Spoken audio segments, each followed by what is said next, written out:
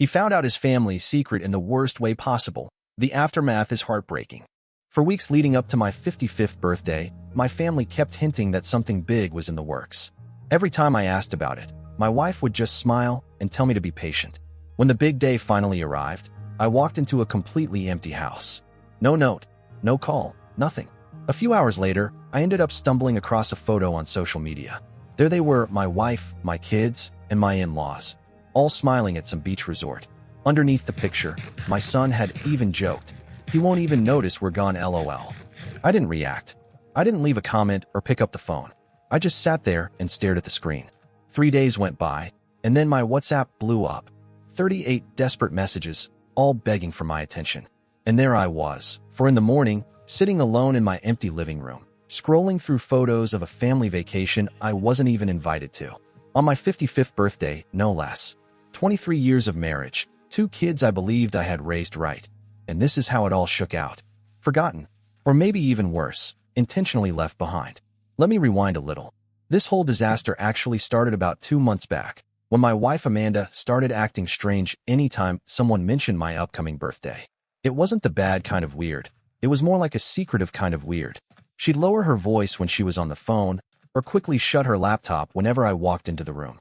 My daughter Chloe, who's 22, kept giving me these knowing little smiles, dropping hints like, "Dad, you're gonna love what's coming for the big 55. Even my son Ryan, who's 25 and usually acts way too cool to care about family stuff, was teasing me with little clues. I'm not gonna lie, it got me pretty excited. I mean, 55 is a big deal, right? I wasn't expecting anything flashy or crazy expensive. We're not that type of family. We live comfortably, but we're definitely not swimming in cash. Between Chloe's college tuition draining a good chunk of our savings and the $5,000 I had just helped Ryan put toward his first apartment last month, money I didn't really have to spare. It's not like we had loads to throw around. But that's what dads do, right? You figure it out. With all the whispering and secrecy, I started convincing myself they were planning some sort of surprise party. Amanda kept brushing me off with the same line every time I tried to dig for clues. Just be patient. Even my father-in-law, Frank, called me out of nowhere last week, which he never does unless something's broken at his place. He asked what day I was taking off for my birthday. I told him I had requested the actual day off, this past Tuesday. Except, turns out, I didn't get it off. At 7 a.m. sharp on my birthday, my boss called, asking if I could head in because there was an emergency at the Westbrook project. Someone had to deal with it. And of course, that someone is always me. I called Amanda from the car to let her know I'd be late, but promised I'd be home in time for dinner. She sounded a little off, distracted, distant. All she said was, "That works out fine," and then hung up without another word.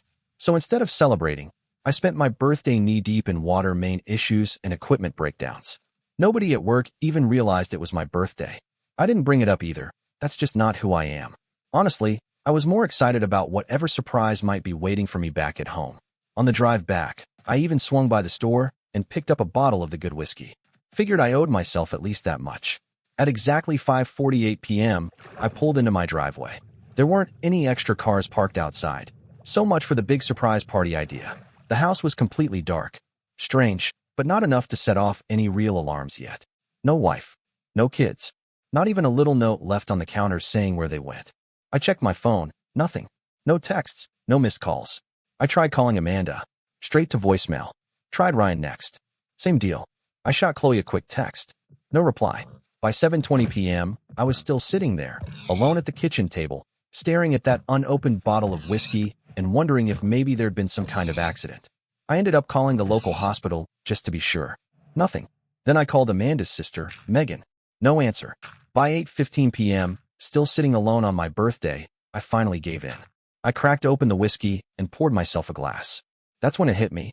Maybe I should check Instagram. I don't really post much myself. Mostly, I just follow the kids to keep up with what they're doing. And there it was. A post from 3 hours earlier. A picture of my whole family. Amanda, Ryan, Chloe, Frank, his wife Diane, and Megan, all smiling like they didn't have a care in the world. White sand, clear skies, drinks in hand, at some fancy-looking beach resort. Ryan had captioned it. Family vacation mode activated. He won't even notice we're gone, LOL. He won't even notice. The comments made it even worse. Amanda had replied with a laughing emoji and is so true. Megan had thrown in a jab about workaholic husbands not appreciating the finer things in life. At least Chloe hadn't said anything in the comments. But there she was, front and center in the pictures, sunglasses on, living it up like everything was perfect. I don't even know how long I sat there, just scrolling through more and more photos they'd posted, big group dinners, jet ski rides, poolside selfies, like they were celebrating the best week of their lives. Every post was time-stamped and geotagged to some resort I'd never even heard of, and it looked like they'd been there since 2 days before my birthday. Funny, isn't it? All these years, I carried guilt for working too much, missing the occasional school event, being dead tired on weekends.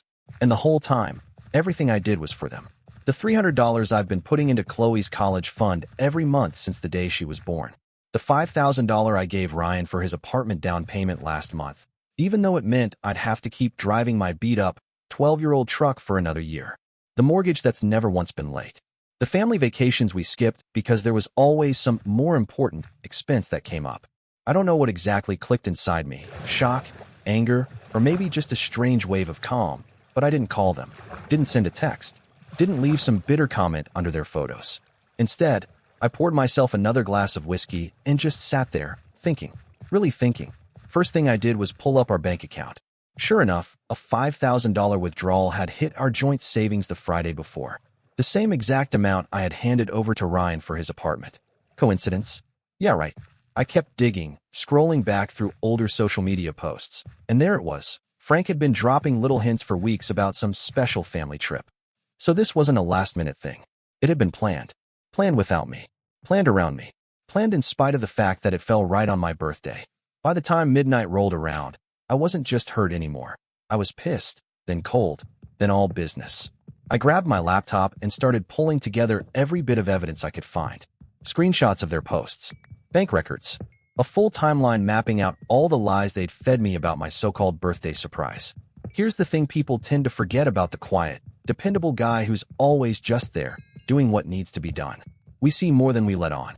We remember a lot more than folks think. And when we finally hit our breaking point, we know exactly where every skeleton's buried. I ended up spending my whole birthday night putting our entire financial life under a microscope. 23 years of marriage, broken down into neat little Excel files. Who paid for what? Who chipped in? Who gave up what? The cold, hard numbers spelled out a truth they sure wouldn't want to hear. Somewhere around 3 in the morning, I stumbled onto something else, a credit card statement sitting in Amanda's email inbox. Yeah, we used to share passwords. Guess that tradition's dead now. It was for a card I didn't even know existed, and it showed nearly $12,000 worth of debt racked up over the past 3 years. Designer clothes, spa treatments, lunches with Megan that somehow managed to ring up $150 a pop. There were also some fresh charges from the resort they were staying at. Almost $7,000 racked up already. I'm not the type who breaks down easily, but I'll be honest, I felt that tight, burning pressure building behind my eyes. Not from sadness. From pure, white-hot anger. Standing there, wondering how I could mean so little to the very people I had given everything I had to. Morning rolled in, but still not a single message checking on me. No happy birthday texts. Nothing. Just a fresh batch of beach photos and a video of Ryan singing karaoke with Frank. The caption under it? Dad would hate this LOL. I took a long shower. Dragged myself to work. Came back home. Checked social media again because I couldn't help myself. By then, they were deep into day 2 of their little getaway. I saw comments from Amanda's friends asking her how the resort was. Her answer? Heaven. So nice to get away from real life for a bit. Real life. That's me, apparently. I am real life. The thing she apparently needed a break from. I poured myself another whiskey, let it burn all the way down, and started making some decisions. First thing the next morning, day 2 of their vacation, I was on the phone with my bank by 9 a.m. sharp. Had them set up a brand new account and rerouted my next paycheck straight into it. Second, I called up my buddy Tyler, who went through a nasty divorce last year, and asked him for his lawyer's contact info. Third, I started packing up Amanda's things and moving them into the guest room. This wasn't some rash, emotional move. It was cold, careful, methodical. Kinda like when you find termites eating through your house's foundation. You don't slap on some paint and hope it goes away. You dig deep, figure out the full extent of the damage, and then you make the hard call about whether the place is still worth saving. By the 3rd day of their beach trip, and the 2nd day after they forgot my birthday, Chloe finally sent me a text. Just a casual little, "Hey Dad, how's it going?" Like they weren't all off at some resort without me. Like it hadn't been a milestone birthday. Like none of it even happened. I didn't reply. About an hour later, Ryan texted too, asking if I could check if he'd left his laptop charger in his old bedroom. No mention of where they were. No, happy birthday. Nothing. I ignored that one too. By that evening, the tone of the messages started to shift. A little less casual. A little more worried. Amanda finally texted, asking if I was upset about something. Chloe tried calling twice. Ryan sent a weird, half-awkward message, "Mom's freaking out a little. Can you just text her back?" I didn't respond to any of it. Instead, I went a different route, posted my first Instagram photo in months. It was just me, sitting at home, with a grocery store birthday cake I'd picked up myself. That's when the dam finally burst. Right at 8 p.m. on the third day of their little trip, my WhatsApp started blowing up. One message after another. Amanda was clearly spiraling, full-blown panic mode. Even Ryan, for once, sounded like he actually cared. Chloe sent a bunch of voice notes, each one sounding a little shakier, a little more tearful than the last. By the time midnight rolled around, I counted 38 messages spread across every platform you could think of. Texts, WhatsApp, Instagram DMs, even emails. The last message from Amanda said, plain and simple, "We're coming home tomorrow. Please be there. We need to talk." Oh, we're gonna talk, all right. But first, there was one last thing I needed to take care of, a stop at the hardware store to grab some new locks for the doors. Some lessons shouldn't be written in sand, easy to wash away. They need to be carved in stone. Update 1. First off, thanks to everyone who showed up for me after my last post. I honestly didn't expect thousands of comments. Some of you called me a pushover. Others said I should burn the whole damn thing to the ground. Believe me, I appreciate the fire. But me? I'm more of a slow burn kind of guy. Always have been. Now, about those 38 messages. The very first one hit my phone at exactly 9:44 p.m. 3 days into their sunny beach vacation. Just a short, almost casual. "David, are you there?" From Amanda. Fast forward to message number 38, landing at 3:30 a.m. By then, she was full-on desperate, sending, "Please just answer me. I'm freaking out. Here's the thing. I've been married for 23 years. And not once in all that time have I ever intentionally ignored my wife when she needed me. Not once did I ever shut her out when she was scared or worried. Even during our worst arguments, I always answered the phone. But, well, guess there's a first time for everything. I didn't sleep that night. Just sat out on the back deck, watching the messages roll in while mindlessly scrolling through their Instagram posts. The contrast between what I was reading and what I was seeing, man, it was something else. Amanda, typing out, "David, please, I'm worried." While her profile showed her laughing it up at some beachfront restaurant just 2 hours earlier. Ryan, asking if I was doing okay, while tagging himself at a jet ski rental. Chloe, sending tearful voice notes, all while lounging in a poolside cabana. Sometime around 6 in the morning, I got up, made a strong cup of coffee, and went into full documentation mode. Screenshots of every post, every bank statement, every text thread. I printed it all out, page by page, and sorted everything into a folder. Sounds a little crazy, I know. But honestly, it helped me think straight. The new deadbolt and doorknob set I'd picked up were still sitting on the kitchen counter, unopened in their packaging. I hadn't decided yet if I was really going to swap them out, because deep down, I knew, if I did that, there was no easy way back across that line. At exactly 7:20 a.m., Frank called me. I watched it ring and let it roll straight to voicemail. Frank left a 2-minute voicemail that started out sounding worried, and ended with him accusing me of acting like a child. Classic Frank. He's always thought I wasn't good enough for his precious daughter. Always tossing out little digs about my modest house or my reliable old truck. His polite way of saying, "You're not the big shot I pictured for Amanda."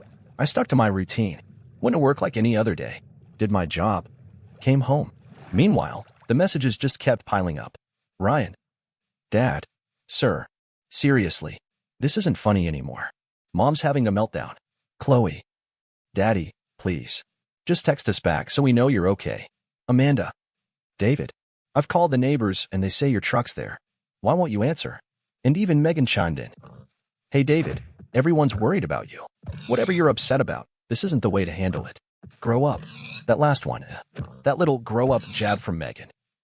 Almost made me crack and fire off a reply. Almost. But then I remembered that little comment Megan once made about me being a workaholic husband, and I kept my mouth shut. Instead, I got busy. First, I called the credit card companies and had Amanda removed as an authorized user from my 2 main cards. Then I logged into our mortgage account and made sure the next payment, due in 3 days, would be pulled from my brand new separate account. After that, I updated my direct deposit info at work to make sure every penny was going somewhere Amanda couldn't touch. And then I did something that even caught me off guard. I made a spreadsheet, broke down our household expenses with cold, hard percentages. Who paid for what? Who actually contributed what? For the past 10 years. The numbers painted a story Amanda wasn't going to like. 100% of the kids' college funds? Every single dollar, mine. And what about Amanda's contributions? Well, according to our joint account history, most of her deposits barely made it through the door. Hair appointments, lunches with Megan, shopping sprees for household necessities, which somehow always meant overpriced candles and fancy throw pillows nobody was actually allowed to throw. Does that sound bitter? Yeah, maybe it does. But after 23 years of carrying this quiet guilt for working too much, thinking maybe I wasn't present enough, it hits different when you realize your hard work was just footing the bill for everyone else's good time. Around midnight, digging a little deeper, I stumbled onto a text thread between Amanda and Megan from about 2 weeks back. Amanda: should we even tell David about the trip? Megan: why bother? He'll just complain about the cost. Amanda: true LOL. It's not like he ever pays attention to anything but work anyway. Megan: he probably won't even notice until the weekend. Amanda: if I even notice by then. That was the moment something inside me just hardened. Up until that point, I guess there was still this tiny little hope hanging on. Maybe, somehow, this was all just some massive misunderstanding. But that text thread? That killed any hope stone dead. By day 4 of their vacation, the messages started shifting. Ryan: Dad, WTF? Mom's been crying all night. What's your problem? Amanda: I don't know what game you're playing, but this is cruel, David. Frank, ever the charmer. David: you're proving exactly what I've always thought about you. Selfish and immature. Then day 5 rolled around, and with it, full-blown panic once they realized I still hadn't said a word. Amanda: we're cutting the vacation short. Coming home tomorrow. Please be there. Chloe: Dad, I'm scared something happened to you. Ryan: if you're doing this on purpose, it's seriously messed up. Still, I didn't respond. Not a word. But I wasn't just sitting still. I was getting ready for them to come back. I moved all of Amanda's clothes and personal stuff into the guest bedroom, changed the Wi-Fi password, added a passcode lock to my computer. Small things, sure, but they sent a very loud, very clear message. You don't just get to walk back into this house like nothing ever happened. That night, a voice message from Chloe came through, one that hit harder than all the others. She was crying, her voice raw and choked with emotion. She told me she was sorry about missing my birthday, that she wanted to call me, but Grandma Diane said it would ruin the surprise they were planning, that she'd felt weird about the whole trip, but everyone made her feel like she was just being dramatic. She said Frank had covered most of the expenses, pitching it as some big family bonding experience. For a minute there, I almost picked up the phone, almost called her back right then and there. But then I remembered those beach photos. Chloe, smiling, laughing, living it up. Not a hint of worry or guilt anywhere on her face. And the truth is, 20-year-olds aren't little kids anymore. They're grown adults. They make their own choices. The morning they were supposed to come home, I finally took the deadbolt out of its box and installed it. Not because I wanted to lock them out forever. I'm not that petty. But to make a statement. If they wanted to come back inside, they'd have to ring the doorbell. They'd have to face me. Look me in the eye. Acknowledge what they'd done before waltzing back into our home like nothing had happened. I called off work that day. Sat there and waited. At exactly 3:40 p.m., I got a text from Amanda letting me know their flight had landed. By 4:25 p.m., I heard an Uber pulling into the driveway. A bunch of voices. The clatter of luggage wheels scraping across the concrete. And then, silence. I'm guessing that was the moment they realized their house keys didn't work anymore. The doorbell rang. I didn't rush to answer it. Took my sweet time. When I finally opened the door, there they were. A whole lineup of sunburned, worn-out faces trying way too hard to slap on casual smiles. Amanda stood front and center, clutching a shiny gift bag that definitely hadn't been in their original luggage. Ryan kept shifting his eyes everywhere, but at me. Chloe looked like she was 2 seconds away from bursting into tears. And way in the back, Frank and Diane stood there with identical expressions of judgment and disapproval, like they were the ones who'd been wronged. I just stood in the doorway, blocking it. Silent. Amanda tried first. She launched into how worried they'd been, how they'd even called hospitals trying to find me, how they'd cut the vacation short because they were just so concerned. Then, smooth as anything, She switched gears, said the whole trip was supposed to be a pre-birthday celebration for me. But things had gotten complicated, and they were planning to surprise me with a special dinner once they got back. I didn't say a word, just pulled out my phone. I opened Instagram and held up my phone, showing them Ryan post. He won't even notice we're gone LOL. The silence that followed was something else, thick, almost heavy. Ryan just stared down at his shoes, not saying a word. Chloe's eyes welled up, and then the tears started for real. Amanda made a clumsy grab for my phone, but I easily moved it out of her reach. That's when Frank stepped up, puffing himself up, saying this was ridiculous, that we needed to be adults and have a proper conversation inside. That's when I finally spoke. I told Frank straight up that he wasn't welcome in my house today. If he wanted to drop the luggage, fine. But then he needed to turn around and leave. The look on his face was priceless, like someone had slapped him clean across the mouth. Probably the first time in his life anyone had flat out told him no. Told him to get off their property. There he was, the mighty Frank, the guy who was used to everyone jumping when he snapped his fingers, standing there on my porch, sputtering like an old lawn mower while I just stared him down. Diane, trying to smooth things over, chimed in that they were all worn out from traveling and maybe we could just talk tomorrow instead. I said tomorrow sounded fine for them, but not for Frank. Not ever. Once they finally cleared out, I let Amanda, Ryan, and Chloe inside. Even then, the house felt different. Like something had shifted, and there was no going back. The house felt smaller, tighter. You could feel the tension crawling up the walls. Amanda immediately noticed her stuff missing from our bedroom and spun around, demanding to know what I had done. That's when I pulled out the folder I'd put together. Screenshots, bank statements, a full breakdown of the expenses. I spread everything out on the kitchen table, neat and quiet, and told them I had just one question. At what point did I become so worthless to this family? Amanda jumped in fast, trying to flip the script, said I was overreacting, that it was just a harmless vacation, that they were planning a big birthday celebration for me once they got back. I didn't say anything, just slid my phone across the table, showing her the text thread with Megan. She went pale as a ghost. Ryan tried to brush off his Instagram caption, saying it was just a joke, that everybody hams it up a little online. I didn't even argue, just showed him his own comments from the past year. All the little shots he'd taken about me, how I was never around, how I was boring, how I was just your typical, checked-out dad. Ryan ran out of excuses pretty quick. Chloe just sat there crying, tears pouring down her face. But even through the sobs, she let something slip. The trip had been planned for months. It was supposed to include me at first, but Frank had gotten in Amanda's ear, convinced her it would be better as a family reset, without my so-called negative energy dragging everyone down. By 6 o'clock that night, we'd finally hit the real core of it. The ugly truth nobody had the guts to say out loud. They had built a whole story about me. David the boring workhorse. David the absent dad. David the guy who cared more about overtime than family dinners. That story made it easy for them. Easy to treat me like an afterthought, to push me out without a second thought. Somewhere along the way, they convinced themselves I wouldn't even care, that I wouldn't notice, that I didn't feel things the way they did. And here's the part that cut the deepest. They weren't completely wrong. I had let work take over my life. I had missed events. I had stayed quiet when I should have stood up for myself, but I was done staying quiet. I told them I'd already moved most of my money into a separate account, that I'd keep paying the mortgage and the utilities for 3 more months, giving Amanda time to figure out what came next. I said I'd keep paying for Chloe's education, but I would be handling it directly from now on. No more funneling money through their discretionary spending. And I made it crystal clear. They had 3 months. 3 months to either rebuild this marriage on new terms or prepare for a divorce. Ryan stormed out, saying I was being cruel and unfair. Chloe ran off to her room, crying even harder. Amanda just sat there at the kitchen table, staring blankly at the stack of evidence I'd laid out, looking like someone had just told her Santa Claus didn't exist. Around midnight, my phone buzzed with one last message. It was from Amanda. I never meant for any of this to happen. The trip was supposed to be your gift. Some time alone to relax. We were going to surprise you with something special when we got back. I don't know how things got so twisted.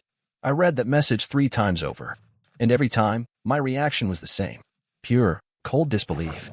Even now, after everything, she was still trying to spin it. Still trying to rewrite the truth. I took my time typing out a reply. Simple. Final. I have the receipts, Amanda. All 38 of them. And about 100 more she didn't even know existed yet. The time for pretending was over.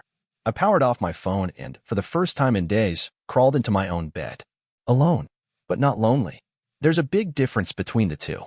Tomorrow was going to be rough, full of hard conversations and even harder decisions. But for once, after 23 long years, the choices would be mine to make. On my terms. Update. The first morning after that blowout, I woke up at 4:20 a.m. I could hear someone crying soft, muffled. At first, I thought I was dreaming. Took me a few minutes to realize the sound was coming from the guest room. It was Amanda. And the strangest part? I didn't feel a thing. No anger. No satisfaction. No guilt. Just nothing. For those asking for an update, it's been 3 weeks now since they all came back from their beach vacation. 3 weeks of stiff, awkward breakfasts and even more strained dinners. 3 weeks of overheard whispers on the phone and doors slamming when someone thought nobody was listening. 3 weeks of reality catching up to 23 years of marriage. That first morning after they came home, I thought there'd be some big, dramatic showdown. Tears. Begging. Promises to turn things around. But that's not what happened. Instead, Amanda came downstairs at exactly 8:30 a.m., looking like she hadn't slept a minute.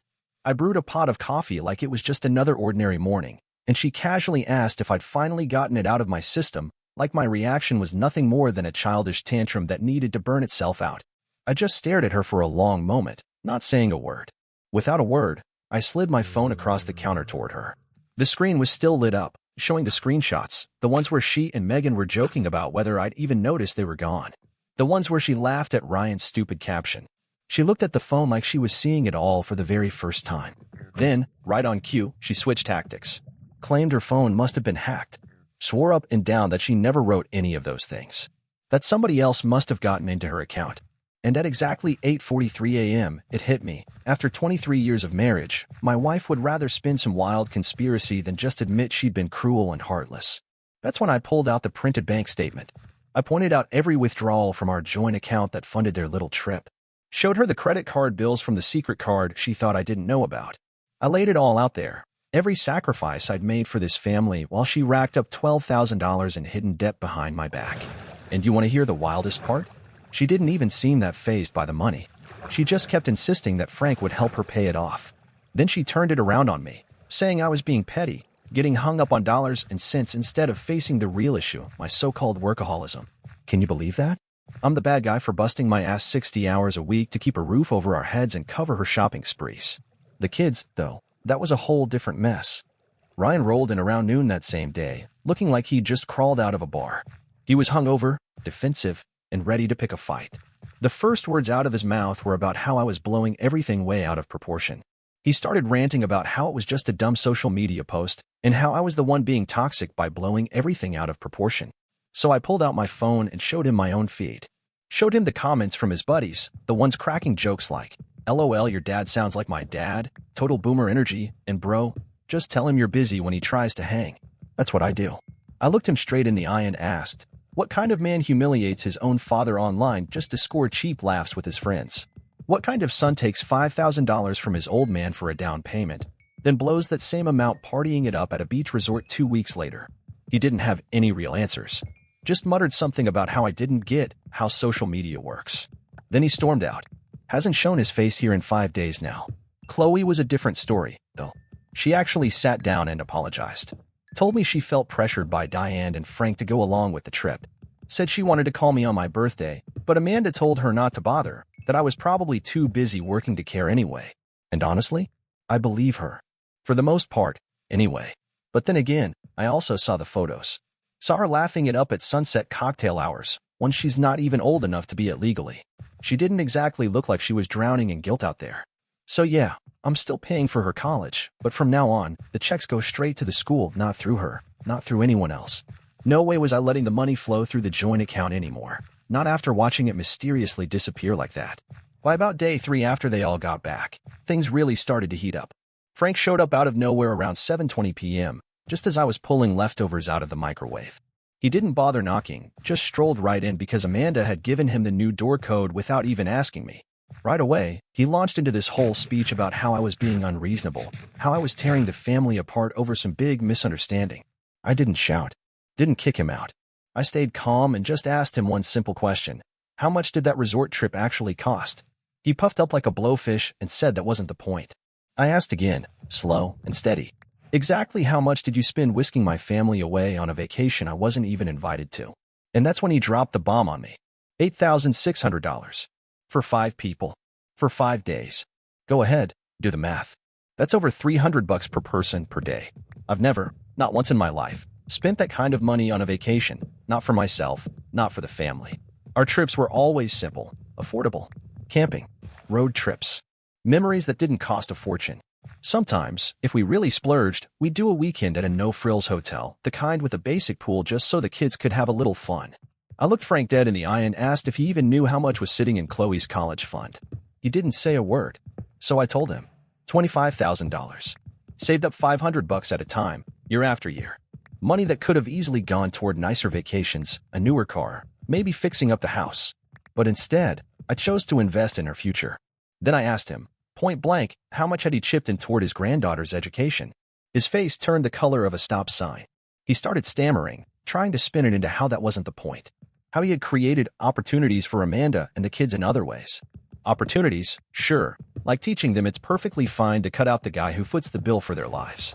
Opportunities like showing them that beaches and cocktails mean more than loyalty or respect. I told him he had exactly 30 seconds to get the hell out of my house, or I was calling the cops to report him for trespassing. He walked out at 7:35 p.m. sharp. Haven't heard a peep from him since. Amanda, though, she absolutely lost it after that. Started screaming about how cruel I was for talking to her father like that. Said I was just jealous of him. Said the real reason I was upset was because I could never give the family the kind of experiences he could. And you know what? Maybe there's a little sliver of truth to that. I've never had Frank-level money. Probably never will. But what I did have, and what he never gave them, was Frank-level time. 23 years. That's how long I spent grinding away, trying to build something solid for us, while Frank kicked back and enjoyed an early retirement funded by family money he never had to work for. By the time that first week ended, the battle lines were drawn clear as day. Amanda packed a few bags and moved in with Megan for the time being. Ryan stopped answering my text altogether, just ghosted me. Chloe, on the other hand, started showing up at the house more often, usually when she knew Amanda wouldn't be around. It didn't take long for the whole family to split into sides. Amanda's parents and her siblings closed ranks around her, posting all these vague, preachy messages on social media about standing by family during hard times. Meanwhile, my sister, who lives 3 states away, sent me a care package with a bottle of whiskey and a handwritten note that pretty much summed it up. She always thought Amanda acted like a bit of a princess. Then came the money problems. About 2 weeks after they got back from their luxury vacation, Amanda called me in a full-blown panic. Her credit card had been declined at some boutique. See, by then, I had removed her as an authorized user from all of my accounts. She demanded to know if I was planning to keep punishing her by cutting off her money supply. I stayed calm, talked to her the same way you might explain something to a stubborn kid, and told her I wasn't withholding a thing. I was just drawing a line, separating our finances for good. Her paycheck was still hers. My paycheck was now mine. There was just enough left in the joint account to cover 3 more months' worth of mortgage payments and utilities. After that, we were either going to figure out a new way to live or go our separate ways entirely. That's when Amanda finally broke down and started crying. Later that same night, right around 11:30 p.m., I got a text from Frank. Just 4 words. Let's discuss a settlement. I didn't bother replying. There was nothing to settle, not yet, anyway. No divorce papers had been filed. No lawyers officially hired, even though I'd already had 3 separate consultations just to be ready. All there was now was a family in freefall, finally getting a taste of gravity after years of living in a fantasy world, one they paid for with my paycheck. 2 weeks into this new version of reality, something happened that I didn't see coming.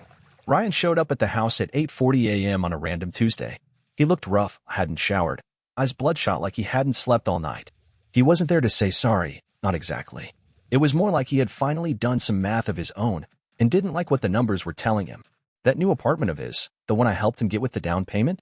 Yeah, turns out the monthly bills were a lot higher than he'd figured. Utilities, internet, groceries, all the little things that just magically showed up at home, but in the real world, cost cold, hard cash. He'd already burned through his savings. The vacation had drained him more than he expected too. He'd thrown the cost of excursions and bar tabs onto his credit card, figuring he'd deal with it later. There was a part of me, a small, bruised part, that wanted to tell him this was a hard but valuable life lesson. Maybe even close the door behind him and let him figure it out alone. But the dad in me couldn't do that. Instead, I made him some breakfast. Then I sat him down and taught him how to build a basic budget spreadsheet. Nothing fancy, just the stuff he should have learned years ago. Showed him the real world I'd been quietly holding together while he was busy posting jokes about his boomer dad. By the time lunchtime rolled around, he looked completely shell-shocked. Not just from the slap of financial reality, but from finally, maybe for the first time ever, seeing what I actually did for this family. Not just existing, not just paying, not just being the easy target for their social media jokes. He didn't apologize, not directly. But what he did next hit me harder than any apology ever could. Right there at the kitchen table, Ryan deleted every social media app off his phone. Said he needed to clear his head without all the constant noise getting in the way. Then he asked if he could start coming over on Sundays so I could help him figure out this whole adulting thing. Progress, I guess. Amanda, though, she's been a whole different story. Once the initial shock wore off, she snapped into full-on damage control mode. Started calling our mutual friends, spinning the story her way. Then she posted some long, vague Facebook update about healing from unexpected life changes, making it sound like I had some kind of mental breakdown. Megan's been out there acting like her personal megaphone, telling anyone who'll listen that I'm in the middle of a midlife crisis. Claiming I'm being financially abusive for cutting Amanda off. Saying the vacation was supposed to be a gift for me, not some grand act of exclusion. I haven't wasted a second trying to fight any of it. The people who really know me, who actually pay attention, saw right through the spin from the start. The rest? Not worth my breath. Meanwhile, Chloe's been stuck right in the middle of it all. She feels guilty for going on the trip. Guilty for still wanting a relationship with me. Guilty for being mad at her mom. Just guilt piled on top of more guilt. I've been doing my best to make one thing crystal clear to her. She doesn't have to pick sides. I told Chloe, and I meant it, that no matter what happened with Amanda, I'd always be her dad. That her college fund was still safe. That her future was still locked in and secure. About 3 weeks into this mess, Amanda finally came by for a real conversation. She sat down at the kitchen counter, the same spot where we'd shared breakfast for the past 20 years, and asked if I was seriously going through with it. If I was really willing to throw away our whole marriage over what she called one mistake. I didn't say much. Just pulled out my phone, brought up those 38 messages again, and asked her to show me, just point a one, where anybody even acknowledged it was my birthday, where anybody said sorry for leaving me out of a family trip, where anyone showed even a shred of real concern that wasn't just fear about getting caught or embarrassed. She couldn't point to a single one. Then I asked the question that had been eating away at me for weeks. When did I become someone you could just write off? When did I become so invisible that you figured I wouldn't even notice, or worse, that I wouldn't even care? What she said next hit me like a freight train. She said it wasn't something that happened overnight. That for years, maybe a full decade, she felt like we'd been living side by side but in completely different worlds. That she had tried to reach me, but I was always working, always tired, always focused on providing for the family instead of actually being part of it. And eventually, she said, she just adapted. She built a life that didn't need me to be an active part of it. And you know what? That hit harder than I expected. Because there was some truth buried in what she said. I had prioritized providing over being present sometimes. I had missed events because of work. I had come home too exhausted for date nights after grinding through 60-hour weeks. But I also coached Ryan Little League games. I stayed up late helping Chloe with her science projects. I mowed the lawn, patched the leaky faucets, kept the cars running, and made damn sure there was always a roof over our heads. I showed up in every way I knew how. Just not, apparently, in the ways Amanda wanted. We ended up talking for 4 hours that day. Real talk. Hard talk. The kind of conversation you only have when there's nothing left to lose. We talked about expectations, about old resentments, about how easy it is for two people to drift so far apart they don't even recognize each other anymore. Right around midnight, she asked if there was still a chance for us. If I could forgive her, not just for the trip, or the secret credit card, but for all the little betrayals that built up over the years into something so much bigger. I told her the honest truth. I didn't know. Maybe forgiveness was possible. But forgetting? Forgetting was a whole different beast. Because when trust breaks, even if you rebuild it, it still leaves scars. The next day, she moved the rest of her stuff over to Megan's place. Said she needed time to figure out who she was without me. Whatever that's supposed to mean. It's been a month now since my 50th birthday. A month since I walked into an empty house and realized just how invisible I had become to the people I once thought were my whole world.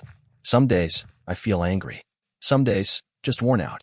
But most days, I'm okay. Thank you for watching. Subscribe to hear more interesting stories.